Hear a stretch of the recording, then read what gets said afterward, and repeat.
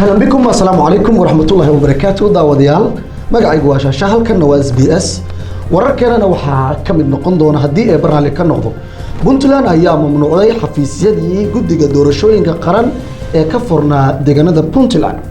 guddoonka baarlamaanka labada aqal ee dawladda Soomaaliya ayaa kulamo la yeeshay guddiyo ka shaqeynaya dhameystirka dastuurka qabyo qoraalka ee dalka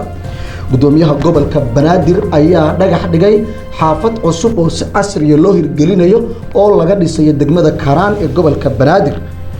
maamulka gobolka Banaadir ayaa dhinaca kale wada qorshe lagu xoojinayo afka Soomaaliga qodobadaas iyo kuwa kale oo ay ka mid yihiin jaynaha oo la sheegay in cunugii ugu yaraa uu ku dhintay cudurka markaas corona ayaad ku daawan doontaan mar kale anigoo shashaa idin waramaya u diyaar garooba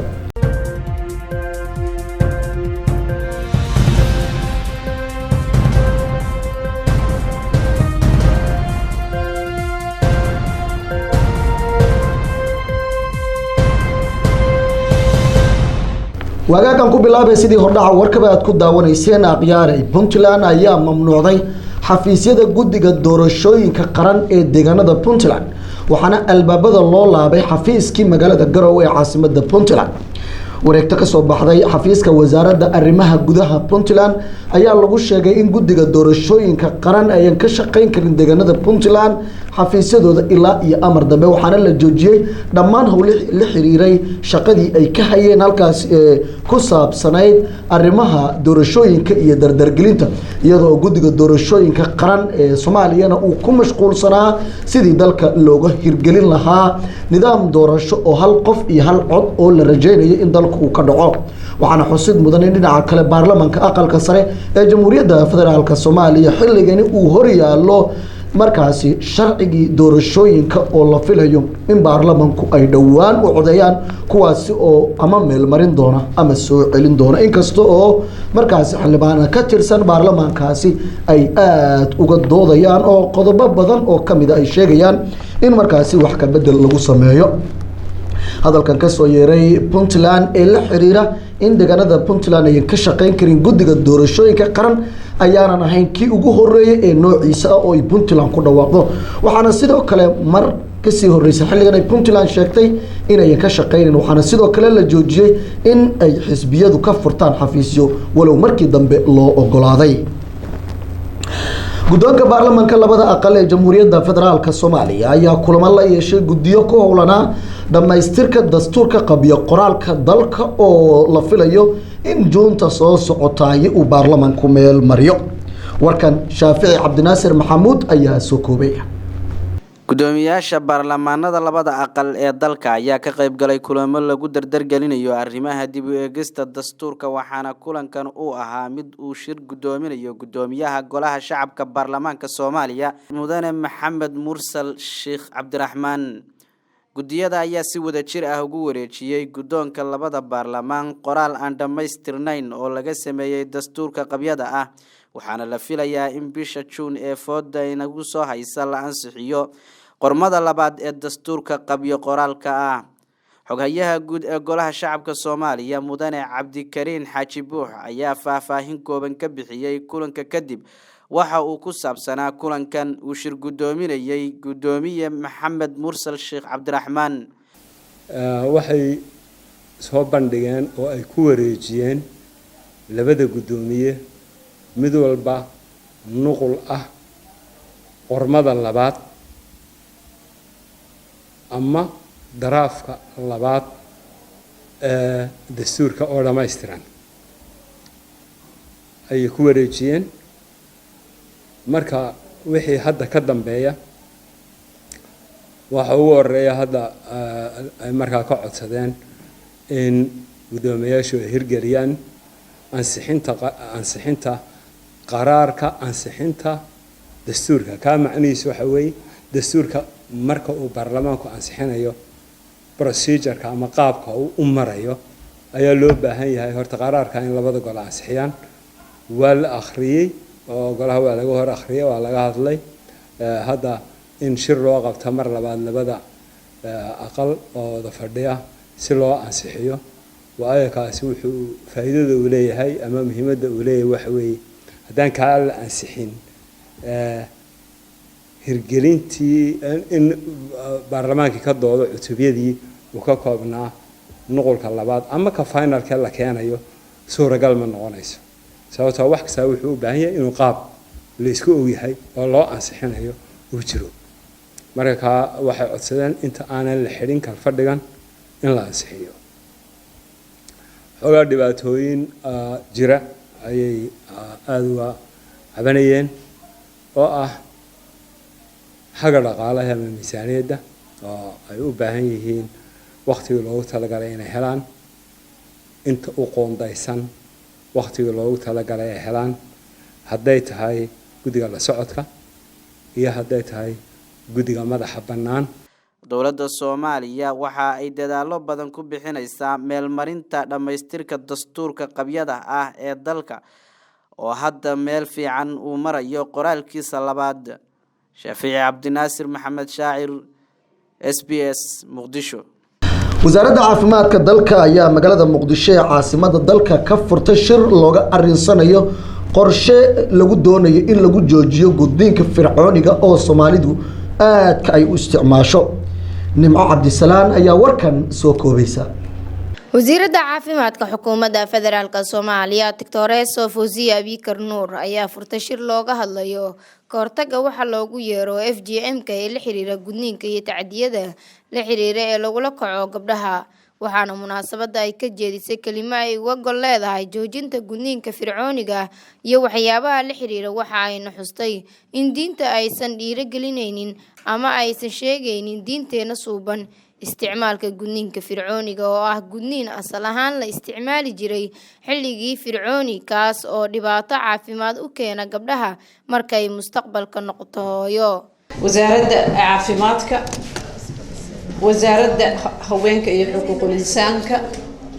martida sharafta lala fadhisa xildhibaanada civil society-ga ururada bulshada rayidka saaxiibada guud ahaan qof walba magaca iyo mansabka uu ku fadhiyo waa ka xumahay waxaan rabay ilaa iyo dhamaadka iyo gobolada naftirkooda inaan si fiican u dhageysto oon jecelahay mar walba ay wacyigelin sameynayaan laakiin meel kale la iga sugaayo runtii aad iyo aad la isoo wacay marka waa ka xumahay laakiin waxa idin la jooga wasaaradda qaybta dhallaanka taranka iyo dhallaanka hooyada la soo qaban qaabisay wasaaradda guud ahaan waa idin mahadcelinaya maanta waa maalinta caalamiga ee ka hortagga gudniinka gabdhaha marar badan aan isu sheegnay ma aha wax nagu cusub laakiin inaan ku celcelinno waa maalin loo asteeyay sababta loogu asteeyayna waxay tahay wadamo badan ayuu ilaa iyo al'aana ka jira gudniinka oo si aad xawli waliba mararka qaarkood ugu socda ha u badnaato Afrika iyo bariga dhexe waa xuquuqdii haweenka xuquuqdii cunugta yareed ee la gudaayay waxyaalo badan oo asaasi ah ayuu taabanaya gudniinka tiimka sanadkan ku aadan waxa waaye in la xoojiyo awoodda dhalinyarada wiil iyo gabar si looga hortago gabi ahaan gudniinka caafimaadkii u taabtay xuquuqdii gabadhii u taabtay dhibaatadiisa waa badan tahay gabadha markay qaangaarto markay hooyo noqoto hooyooyin badan ayaa complication asaga ka yimid u dhintay u dhiig baxay u rafaaday ma aha wax diin ay sheegayso yaan maskaxdana laga gelin diinta qabta ma qabta diinta yaan laga been sheegin inaan ku dhiirigelino dhalinyaradeena wiil iyo gabar sidii looga hortagi lahaa baarlamaanka dalka waxaa xilligan hor yaallo hinda sharciyeed la xiriira arrimaha gudniinka iyo tacdiyada haweenka kaas oo ansixintiisa ay ka go'an gaaristooda leedahay baarlamaanka labada aqal Nimco Cabdisalaan Maxamed SBS TV Muqdisho gudoomiyaha gobolka Banaadir ahna duqa Muqdisho ayaa dhagax dhigay dhismo casri ah oo la yiri waxa laga sameeyaa xaafad cusub oo ku taala degmada Karaan ee gobolka Banaadir waxaana dhismahani la sheegay in uu yahay kii ugu horeeyay ee noociisa mas'uuliyiin kala duwan ayaa ka qayb galay Muniir Muuse Birjeete ayaana warbixinta soo socota ku eegaya gudoomiyaha gobolka Banaadir ahna duqa magaalada Muqdisho mudane Cumar Maxamed Maxamuud Cumar Finish ayaa dhagax dhigay halka loogu talagalay in laga fuliyo mashruuca dhismaha casriga ah ee Marina State ee degmada Karaan waxaana mashruucani dhagax dhigani lagu sheegay in uu yahay mid bulshada Soomaaliyeed ee ku dhaqan gobolka Banaadir ku faa'iidi doonaan haddii uu saamaxa leh awoodda saamaxaada. Liina Xasan Maxamed oo ah gudoomiyaha xaafadda cusub ee Marina Beach ayaa sheegtay in mashruucan uu ka koobnaan doono dhowr qaybood oo si casri ah loo hirgelin doono. run ahaantii Marina Beach State mashruuciisa waa mashruuc aad u ballaaran. maanta waxaan dhagax dhignay wejigiisii ugu horeeyay ama wejiga koowaad haddii aan wax idinkaaga sheego wuxuu ka koobnaan doonaa 300 oo guri. 172 ka mid ah waxay noqonayaan bilooyin gaagaaban looguna waqlali doono guryo samo. 128na waxay noqon doonaan guryo iskor saaran ama guri G+1 ah oo loo bixinayo Krama. Gudoomiyaha gobolka Banaadir ahna duqa magaalada Muqdisho Mudane Cumar Maxamed Cumar Finish ayaa sheegay in eebe uu ku maneystay dalkeena kheyraadka kala duwan oo u baahan in laga faa'iideysto oo tartan loo galo. Talaabtan marka waa talaab yididiilo leh aad iyo aad oo qalbi wanaag ah aan soo dhaweynayno ganacsiyada Soomaaliyeed ee uu gudoomiyaha u yahay Maxamed Cabdikariin Gabayre iyo Ismaaciil iyo state-kan gabadha madaxdu ah Liin dhammaan inta gacan ka geysatay waa uga mahadcelinayaa. waa bilow wanaagsan. Soomaalidu wax u bilaabaday rabaan mar haddii loo bilaabo ku soconayaan waxaan soo aragnay waa xumaan haddii loo bilaabo xumaantay wadaya wanaag haddii loo bilaabo midkaan oo kale waa wadaya shaqo igama jira taasoo intaan soo joogaan soo arkay. marka wanaaga in lagu tartamo insha Allah taala ayaan rajaynayaa kanuna oo noqdo wanaag bilowday ee lagu tartamo. wasiirka ganacsiga xukuumadda federaalka Soomaaliya injineer Cabdullaahi Cali Xasan ayaa sheegay in dhinaciisa horumarka kala duwan ay ka socdaan dalka waxaana uu dhiirigelinayaa mashruucan isaga ah. waxaa tusaale yar u ah hadda in ganacsigeenu kobcayo maalin walba waxaa dalkeena ku soo kordhaya xafladaha noocaan oo ama barnaamij lagu daafuraayo ama lagu qabanayo barnaamij bulshadaan qiimo u leh. shalay waxaan u soo joogay suuqa weyn ee magaalada Muqdisho oo laga daafuray beerta nabadda oo ah meel loo soo dukaamaysi tago oo lagu kulansiinayo ganacsatada iyo macaamiisha. waa runtii muusan jirin. waxaa socda barnaamijyo lagu maalgelinayo ganacsatada oo runtii ama hay'adaha caalamiga ay wadaan ama ganacsatadu ay doorkooda ku leeyihiin. Muqdisho waa magaalo dhinacyo badan u kobcaysa inkasta oo haddana kobcadeeda ay daba socdaan burbur bulshada ku reeba bogto aan bixin. waxaana mashruucan uu qayb ka yahay mashruucadii horumarineed ee Muqdisho maanta ay caga saaraysa. Muniir Muuse Bujeeti, Muniir Kaskey, SBS Muqdisho. maamulka gobolka Banaadir ayaa wada qorshe ay ku dhiirigelinayaan qorista iyo aqrinta afka Soomaaliga xilli la filayo 21 bishan Febraayo inuu ku jirno in Muqdisho lagu qabto barnaamij lagu weyneynayo qoraalka afka Soomaaliga. warbixinta soo socota waxaa inooga diyaarisay Ismahaan Caraweelo oo ku eegaysa dadaalada maamulka gobolka Banaadir ugu jiro adkeynta afka Soomaaliga. maamulka gobolka Banaadir ayaa wada dhiirigelin la xiriirta sidii loo kobcin lahaa qorista iyo akhrinta afka Soomaaliga oo xilligan sii dabar go'aysa. waxaanu maamulku sheegay in manaahijta iskuulka gobolka Banaadir lagu dabaqay afka Soomaaliga. Maxamed Cabdullaahi Toole oo gudoomiye ku-xigeenka amniga maamulka gobolka Banaadir ayaa sheegay arrimo ku saabsan adkeynta iyo ilaalinta afka Soomaaliga xilli uu la hadlayay dhalinyaro lagu wacyigelinayay afka Soomaaliga oo Muqdisho kulan loogu sameeyay. hadda runtii waxaa fursad noo ah dawladda intay joogto in manaahijtii waxbarashada dib loo cusboonaysiiyay. annaga kumaana baran af Soomaali laakiin dalha iyo dadkii ka horeeyay af Soomaali fursad u heleen. marka dhalinyarada hadda jooga fursad kale ay haystaan iskuulaadkii dib looga bilaabay in af Soomaali wax lagu barto. marka ayadana fursad kale noo tahay maamulka gobolka Banaadirna inuu muxaadarooyinka noocan oo kala ah xoojiyo oo uu idinkaga faa'iideeyana waa rajeynaa oo aan sii badino hadduu alla idmo. xildhibaan maxamed cumar dalxa ayaa sheegay in ay dabar go'een afaf badan oo dunida aan maanta ku noolnahay looga hadli jiray taas beddelkeedana wuxuu dhiirigeliyay afka Soomaaliga si loo adeegsado aanu u dabar go'in luqaduhu haddaanan la adeegsanin way baaba'ayaan sida luqado fara badan ee adduunka u jiri jiray oo Hindo Europa luqadihii ee ayaga carabta berigii hore lagu wada hadli jiray Caad iyo Thamuud waqtigooda waxyaabo fara badan oo Mesopotamian markii la xadaarada loo baxo waqtiga oo ciriiri awgi ma si dheerdheerayn karo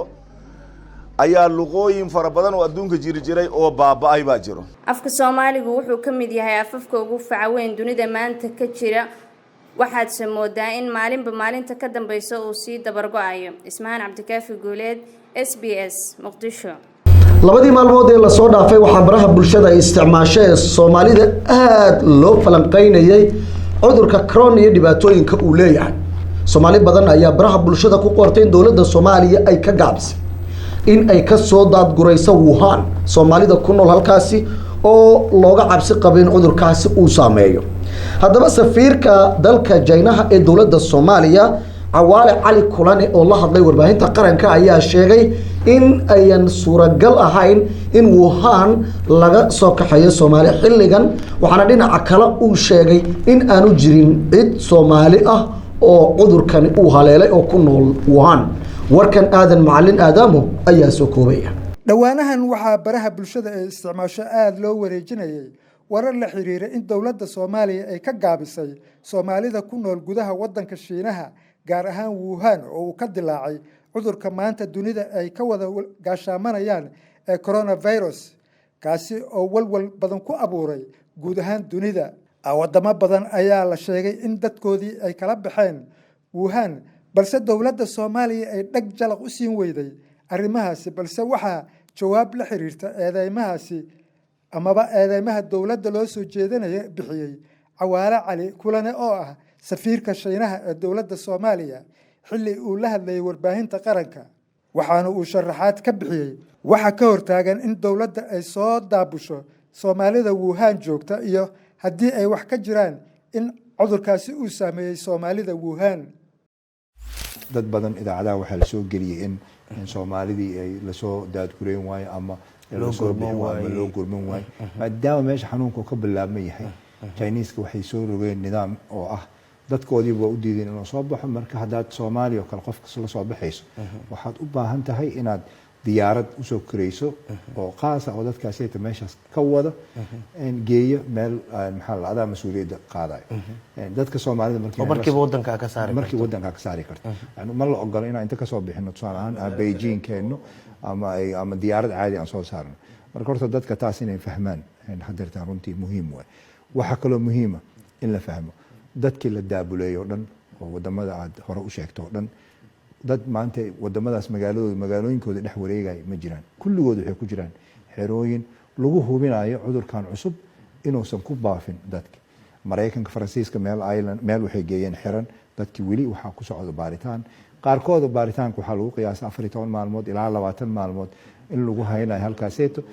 oo ay tahay waqti ay qiyaasan in cudurka lagu kala qaadi karo hadduu qofka ka soo muuqan marka 14 maalmood gudahood haddii ka muuqan calaamadihii cudurka ma qabtid way marka hadda anagu waxaan ognahay alxamdulillah dhalinyarada Soomaaliyeed ee Wuhan ku sugan qof cudurkii qaba ma laha laakiin markii dadka la soo dhaqaajiyo sida Chinese iyo dadka walwalayba ay sheegayaan in soo dhaqaaqaas meesha ay ka soo tagayaan magaalo markii laga soo tagayo kulli dadka macal kuwa taqaatiirta la socda diyaaradaha loo diray ma noqon karaan diyaarad iska caadi ah Juba Airways inta ijaarta xagga ka dejisid ma diyaarad caafimaad taqaatiir leh oo dhamaantood ay meel ay tagayaan oo macal dadka diyaaradda la saarnaa ay incubation center kaas ku jirayaan marka hore dadka inay saas u fahmaan muhiim loo baahan yahay oo aysan ahayn dawladda Soomaaliya waxay ka gaabsan inay diyaarad loo dir in la waayo ama tigid loo waayo ama la tixgelin waayo runtii wasiirka arrimaha dibadda saacad aan wada hadalnaa barnaamijka cudurka iyo saameyntiisa iyo culaysyada uu abuuray saacad ayuu isku bedelayaa marka dadka inay fahmaan muhiima waxa aan Soomaaliya xal ku raadinayso tan kale wadamada wax la soo qaaday laba ay kala baxaan dad waxaan arkay sheegay in wadamo yaryar xataa ay la soo baxeen wadamadii waaweynaya qaarkood codsi deganaansho ahaan yani ku bariga dhexe ah inuu dal kale dadkiisu soo qaado ay isku dhow yihiin waa laga yaabaa annaga wadamada deriska nala ah oo xagga naga arday badan Ethiopia iyo Kenya iyo Sudan iyo Uganda dadkoodii ku sugan yihiin ardayda ka badan yahay kulligood weli ma soo dhaqaajin weliba qaarkood go'aan ay qaateen ay dhahaan ay yiraahdeen annaka ma xamili karno cudurkan waxaan ku baarana ma haysano saas daraadeeda xagga caafimaadkooda looga warqabo Soomaaliya waxa ay ka mid tahay wadamada gaashaanka ka xirtay halista iyo faafidda viruska corona waxaana dhammaan garoomada diyaaradaha dalka la dhigay qalab lagu baaro iyo shaqaale loo tababaray ka feejignaanta iyo weliba hubinta cudurkan isaga ah aadan macalin aadaamo TV-ga SBS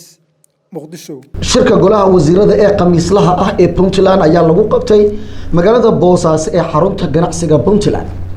Saciid Cabdullaahi Dani oo ah madaxweynaha Puntland ayaa shirkaasi shir gudoominaya waxaana looga hadlay arrimo la xiriira ammaanka iyo safarro uu ku maqnaa Saciid Cabdullaahi Dani madaxweynaha Puntland warkan Maxamuud Gacma Dheere ayaa inoo soo koobaya madaxweynaha Puntland mudane Saciid Cabdullaahi Dani ayaa shir gudoominayay shir golaha wasiirada xukuumadda Puntland oo Boosaaso ka qabsoomay waxaana shirka looga hadlay arrimo ay ka mid yihiin safaro madaxweynaha uu ku maqnaa arrimaha telekoobka ciidamada Puntland barnaamijka horumarineed ee degmooyinka Puntland sida uu sharaxayay wasiirka wasaaradda warfaafinta isgaarsiinta iyo dalxiiska dowladda Puntland Cali Xasan Axmed waxaa shirkii khamiislaha ee dowladda Puntland lagu qabtay madaxtooyada Boosaaso waxaa shir gudoominaya madaxweynaha dowladda Puntland arrimaha laga hadlay waxaa ka mid ah safarkii madaxweynuhu ku tagay dalka Kenya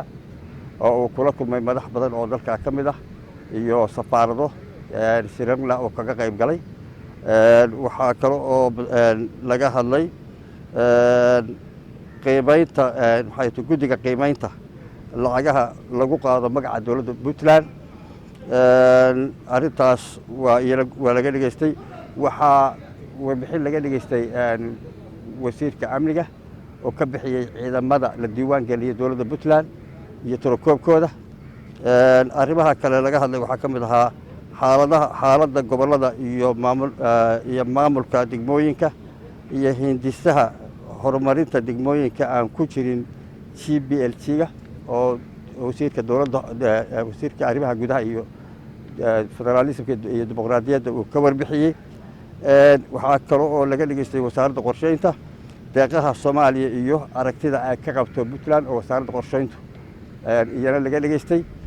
qodobada iyo kuwa kale badan ayaa lagu falanqeeyay maanta shirka khamiista waxaa xusud midan in shirka golaha wasiirada madaxweyne Dani uu shir gudoominayo ka dhacay Boosaaso aan lagu soo hadal qaadin shaqo joojin lagu sameeyay dhammaan xafiisyada guddiga doorashooyinka qaranka Maxamuud Dhaqane Nuur Gacma Dheere TV-ga caalamiga SBS TV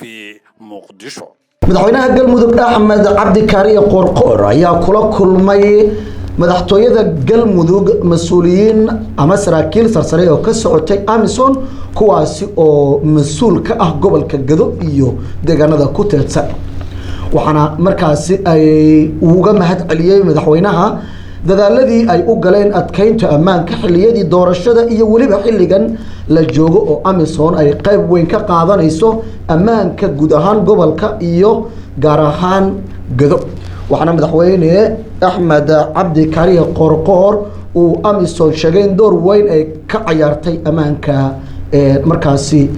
adkeynta ammaanka ee galmudug intii ay ku sugnaayeen dhinaca kale madaxweynaha waxaa isaga iyo ku-xigeenkiisa iyo guddoonka baarlamaanka maanta qada sharaf ugu sameeyay duleedka magaalada Dhuusamareeb ee caasimadda galmudug bulsho isxilqaantay kuwaasi oo munaasabad soo dhaweyn ugu sameeyay meel banaanka ee Dhuusamareeb taasi oo loogu talagalay in lagu weyneeyo madaxweynaha ugu dambeynna warbaahinta dalka China ayaa baahisay in cudurka coronavirus uu u dhintay cunug noolaa ama dunida ku noolaa wax ka aan ka badnayn 30 saacadood cudurkan corona ayaa waxa uu noqday mid halistiisa wada waxaana laga baaraya xitaa caruurta dhalanaysa